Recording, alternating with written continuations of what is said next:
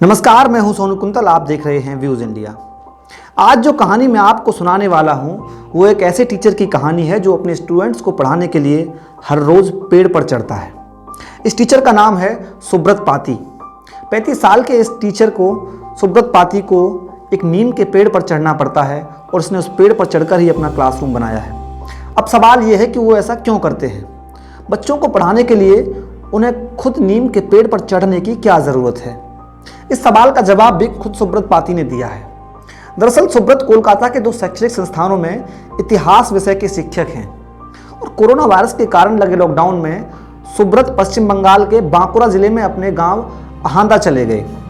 अब गांव से सुब्रत को ऑनलाइन क्लास लेनी थी, लेकिन गांव में नेटवर्क की काफ़ी दिक्कत है। सुब्रत चाहते तो इस समस्या के सामने अपने घुटने टेक देते और क्लास करने से मना कर सकते थे, लेकिन उन्होंने ऐसा नहीं किया, बल्कि इस समस्या को ठीक से समझा और उसका हल निकालने की कोशिश की।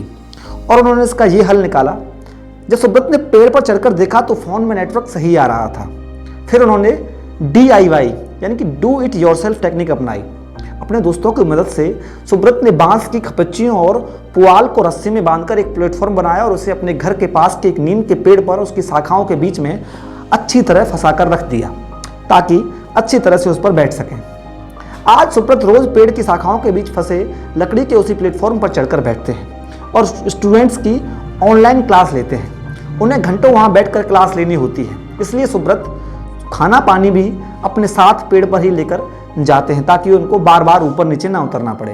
लेकिन सुब्रत कहते हैं कि बढ़ती गर्मी से परेशानी होती है। कई बार शौचालय भी जाना होता है, नहीं जा पाते हैं, इसलिए बार बार उतरना पड़ता है।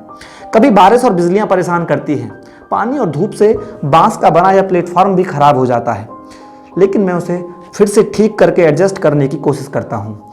वह मुस्कुराते हुए कहते हैं, जब भी मेरी क्लास में बहुत सारी अटेंडेंस रहती है और इससे मुझे काफ़ी कॉन्फिडेंस मिलता है। बार बार मेरा कॉन्फिडेंस इसी बात को लेकर बढ़ता रहता है कि मेरी क्लास में इतने सारे बच्चे अटेंडेंस में होते हैं, इसलिए मैं नहीं चाहता कि उनकी पढ़ाई में कोई भी किसी भी प्रकार का व्यवधान पैदा हो।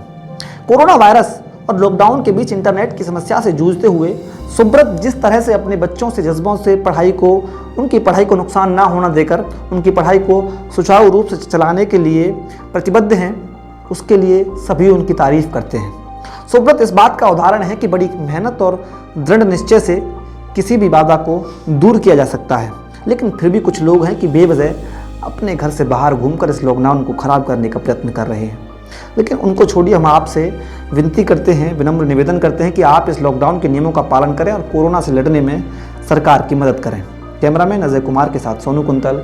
आप देख रहे हैं व्यूज़ इंडिया। आपका बहुत बहुत धन्यवाद। अपना और अपनों का खूब ख्याल रखें। इस मुश्किल घड़ी में मुल्क की हर मुमकिन सहायता करें। जय हिंद, जय भारत।